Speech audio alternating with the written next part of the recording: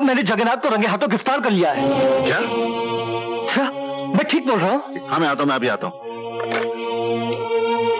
Sorry ज्योति, मुझे एक जरूरी काम से जाना है। एक तुम ही हो ईमानदार इस पूरे डिपार्टमेंट में। क्या जरूरत है समाज के दुश्मनों से दुश्मनी मोल लेने की?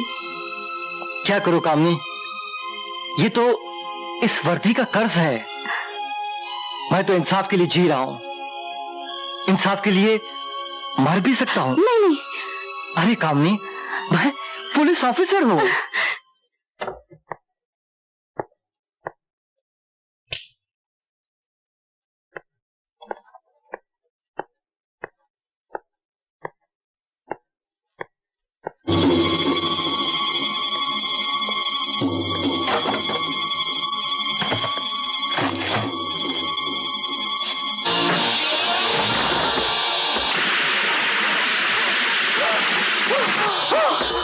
देख ली मुन्ना ठाकुर की करतूत।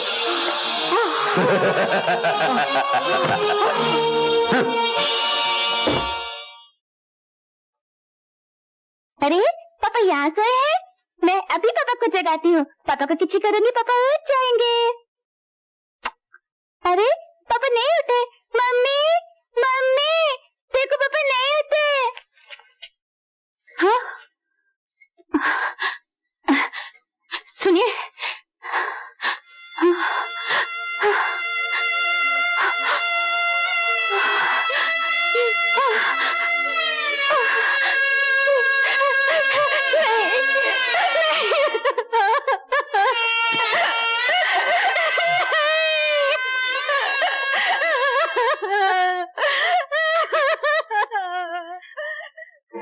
मैं आपसे सिर्फ इतना कहने आई हूँ कि वो अर्थी एक ईमानदार और वफादार पुलिस अफसर की नहीं, कानून की है, जो कानून की रक्षा करने वालों की भी रक्षा नहीं कर सकता।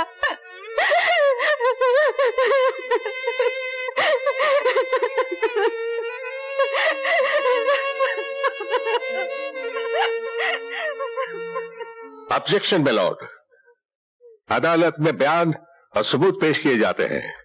आंसुओं में डूबी हुई एक विधवा की कहानी सुनने में अदालत की कोई दिलचस्पी नहीं है। मेरे मुवक्किल मिस्टर जगन्नाथ के केस के साथ इस मौत का कोई ताल्लुक नहीं, कोई संबंध नहीं।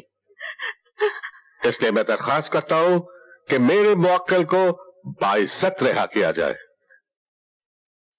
गवाह इंस्पेक्टर सूर्य प्रताप सिंह की अचानक दुर्घटना में मृत्यु हो जाने की वजह से और सबूत पूरे न होने के कारण ये अदालत मिस्टर जगन्नाथ को बाइज्जत रिहा करती है।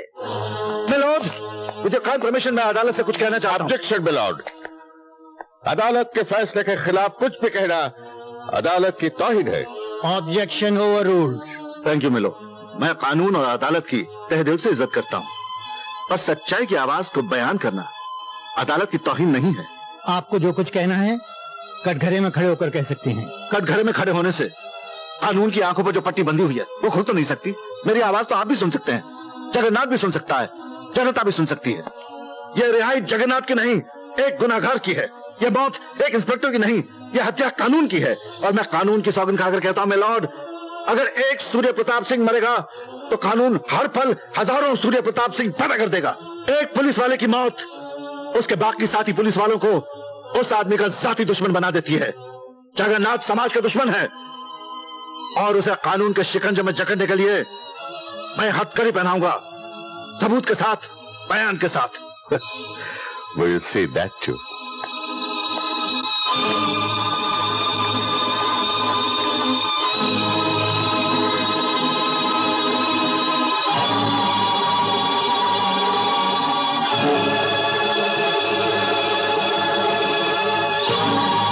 चिल्लाने से तुम्हारी आवाज इन कानून की दीवारों से टकराकर गूंजेगी तो जरूर, पर जगन्नाथ का बाल भी बांका नहीं कर सकेगी।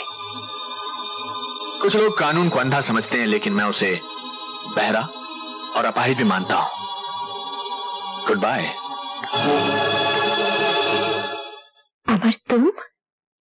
ये कानून की बड़ी बड़ी किताबें, कोर्ट कचहरी की लंबी लंबी दलीलें, वर्दी, सबूत, हथकड़ी, इन सबको अपने जूतों की नोक पर रखते हैं जगन्नाथ जैसे मुस्लिम लोग।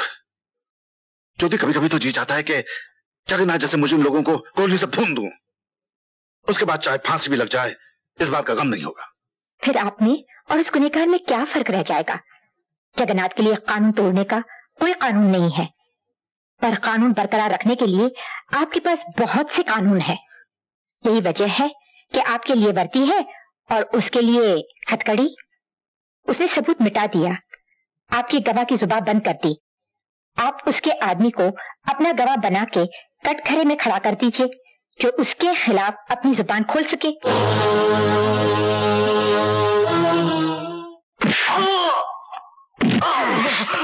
बता वरना छोड़ूंगा नहीं। अच्छा बोल बोल बोल। हम तो दो पार्टों के बीच में फंसे हुए साहब। नीचे कानून का, ऊपर जगन्नाथ का। ना तो हम जी सकते हैं साहब और ना मर सकते हैं। दाल रोटी के लिए गुनाह करने वालों को मार के कानून जगन्नाथ जैसे मुजरिम को खत्म नहीं कर सकता। बट सर, बड़ी मछली को पकड़ने के लिए कई छोटी छोटी मछलियों को शहीद होना पड़ता है। अगर मरना है साहब तो क्यों गुनहगार होकर मरो? क्यों ना शहीद होकर अपने पाप धो लूं? मैं आपको एक बड़ी मछली का ठिकाना बताता हूं साहब। कौन सी बड़ी मछली? जगन्नाथ साहब।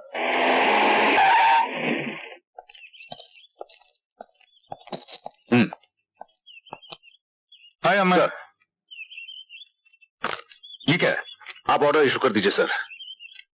अब जगन्नाथ का सर्वनाश मुझे ही करना होगा।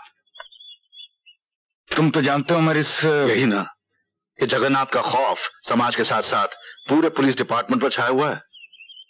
वो हर उस पुलिस वाले को मौत के घाट उतार देता है जो उसके खिलाफ आवाज उठाता है। यही तो वजह है कि हमारा डिपार्टमेंट भी इस केस में हाथ डालने से कतराता है। एक जोड़ी वर्दी और एक भरी पिस्तौल से उस हैवान का मुकाबला नहीं किया जा सकता जिसके पीछे पैसा और सफेद पोश वालों की ताकत है।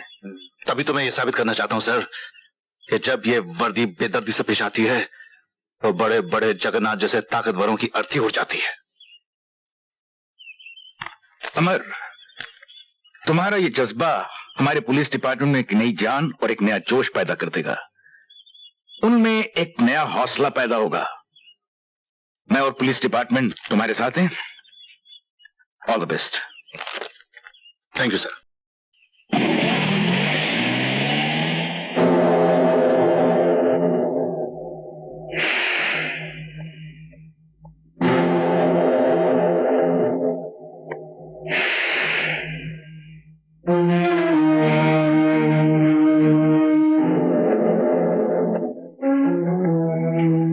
बैठो। धर्मपाल, पुलिस जो इस बंगले के चारों तरफ घेरा डाले खड़ी है, उसके जिम्मेदार तुम हो। नहीं साहब, मेरे से गलती हो गई, फिर माफ कर देना साहब। अब इस रिवॉल्वर से जो गलती होगी उसके लिए तुम मुझे माफ कर देना। रिवॉल्वर जमीन पे फेंको वरना तुम्हारी खोपड़ी उड़ा दूंगा जगन्नाथ। तुम मेरा कुछ नहीं बिगाड़ सकते डीएसपी अमर सिंह। याद है मैंने तुमसे कहा था फिर जब तुमसे मिलेंगे तो हथकड़ी होगी मेरे पास। तुम्हारे गुनाहों का हिसाब मेरे हाथ में है और तुम्हारे गले की फांसी के फंदे का हिसाब कानून की किताब में है। तुम्हारे कानून की किताब मेरा कुछ नहीं बिगाड़ सकती डीएसपी अमर। अब सीधे सलाखों के पीछे चल जगन्नाथ, तेरे अनाथ होने का वक्त आ गया है।